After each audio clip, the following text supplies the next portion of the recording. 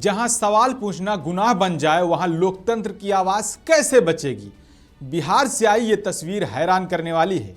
यह है बीजेपी के वरिष्ठ नेता और बिहार के पूर्व डिप्टी सीएम तारकिशोर प्रसाद। एक पत्रकार ने उनसे बस इतना पूछ लिया कि 20 साल में मोदी नीतीश की सरकार ने क्या काम किया, लेकिन सवाल सुनते ही नेताजी भड़क उठे। गुस्से में आकर पत्रकार से हाथापाई करने लगे। कथित तौर पर पत्रकार का हाथ मरोड़ दिया और मारपीट की नौबत आ गई। ये वही बिहार है जहां कभी जंगल राज पर राजनीति होती है और आज उसी बिहार में सवाल पूछना जंगल राज कहलाने लगा है। पत्रकार ने सवाल किया तो जवाब नहीं मिला तो बस गुस्सा, धमकी और दबाव। क्या अब जनता के सवालों से नेता डरने लगे हैं? क्या ये लोकतंत्र की आवाज को कुचलने की कोशिश नहीं है? अभी आके अब रोड बनना तय हुआ है।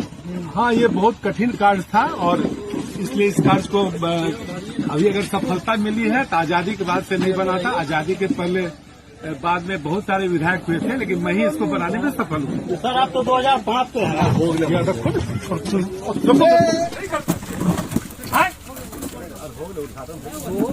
यही सर घर है और मार रहे हैं।